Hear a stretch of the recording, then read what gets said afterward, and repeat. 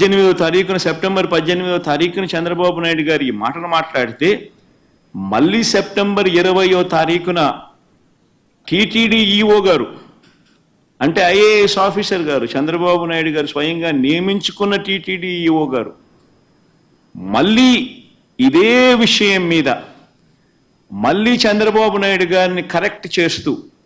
మళ్ళీ టీటీడీ మరొక్కసారి ఇంగ్లీష్లో కూడా చెప్పాడు, నేషనల్ మీడియాకు కూడా చెప్పాడు. చంద్రబాబు నాయుడు గారు చెప్తా ఉన్న మాటలు అబద్ధము అని చెప్పి మరొక్కసారి రుజువు అయ్యేట్టుగా ఏకంగా టీటీడీ ఈవో మరొక్కసారి మళ్ళీ చెప్పాడు. అసలు ఆ వాడనే లేదు, ఆ ట్యాంకర్లు వాడనే లేదు, ఆ ట్యాంకర్లను వెనక్కి పంపించాం, టెస్ట్లలో ఫెయిల్ అయిపోయింది కాబట్టి అసలు లోపలికే పంపించలేదు, వెనక్కి పంపించేసాము, అసలు వాడకంలోకే తీసుకుని రాలేదు అని చెప్పి తాను మరొక్కసారి రీఇటరేట్ చేస్తూ తాను చెప్పాడు. చెప్పినా కూడా మళ్ళీ సెప్టెంబర్ 22వ తారీఖున చంద్రబాబు నాయుడు నేను అబద్ధాలే చెబుతా, రాజకీయ ఉద్దేశాలే నాకు ముఖ్యం, నేను స్వామివారినైనా తిరుపతి అయినా నాకు భయము లేదు, భక్తి లేదు అని చెప్పి నిరూపించుకుంటూ మళ్ళీ 22వ తారీఖున సెప్టెంబర్ 22వ తారీఖున ఇదే పెద్ద మనిషి చంద్రబాబు నాయుడు గారు తాను చెప్తా ఉన్న అబద్ధాన్ని మళ్ళీ వక్కారించి మళ్ళీ ఆయన అన్న మాటలు ఒకసారి వినండి. ఇక్కడికి వచ్చినప్పుడు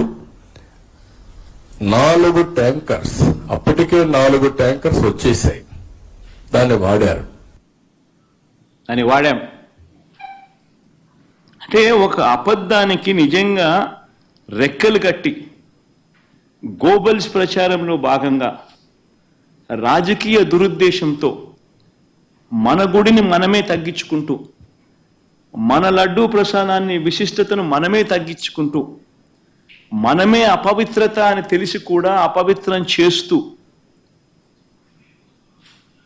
కోట్ల మంది భక్తుల మనోభావాలతో ఆడుకుంటూ ఈ పెద్ద మనిషి గోబల్స్ ప్రచారంలో భాగంగా వెనక్కి తగ్గకుండా, దేవుడంటే భయము లేకుండా, దేవుడంటే భక్తి లేకుండా ఏ రకంగా తన అడుగులు ముందుకు వేశాడు అన్నదానికి మరో నిదర్శనం ఇది. నిజంగా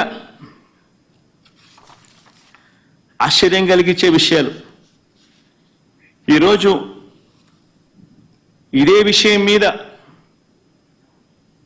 చంద్రబాబు నాయుడు గారు తెలిసి రాజకీయ దురుద్దేశాలతో అబద్ధాలాడి